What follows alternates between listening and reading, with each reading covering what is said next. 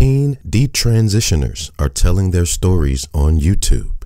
This article taken from thepostmillennial.com, written by Blair White 3 weeks ago. Detransitioning is a touchy topic for the trans community. Individuals who medically transition only to figure out later that they were never truly trans are a probably unsurprising phenomenon. It's only common sense that a number of people who take the leap into hormone treatments or cosmetic surgery may end up having a change of heart. In the last few years, there has been a huge statistical rise in young people identifying as transgender. According to the Children's Gender Service at the Tavistock in Britain, there were just 77 trans children at their clinic in 2010.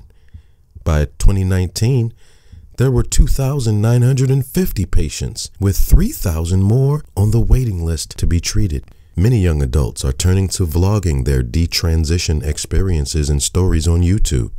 As a trans woman myself, I remember these stories being rarer in the past. A few years ago, there were a few detransitioners on YouTube talking about their experiences, but not many. Now, there appears to be almost as many people talking about their transition failures as there are people talking about their transition successes.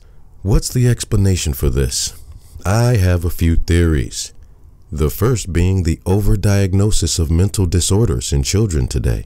Now more than ever in history, we're quick to throw a kid who's disruptive in class or rowdy during recess on medication, as hormone replacement therapy becomes more commonplace, specifically for teens. It only makes sense that a certain number of those being overdiagnosed will end up on it.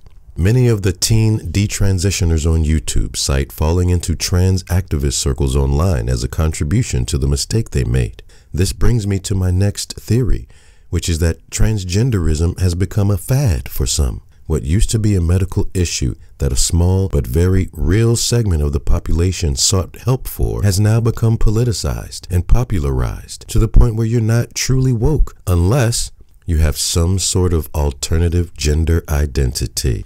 I see this online all the time, and you know you do too. Don't lie. I spoke with one teen detransitioner, Elle Palmer, whose YouTube video about her journey from female to male and then back to female is garnering quick traction on the website.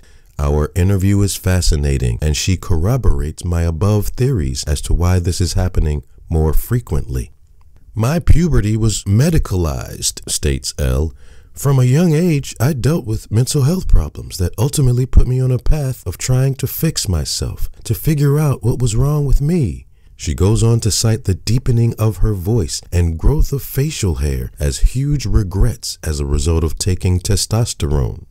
This puts a hole in the argument that children should be able to transition, which is predicated on the belief that they are always right about their feelings of belonging to the opposite sex. This is simply not the case, and we must exercise extreme caution. This is MC's Voice.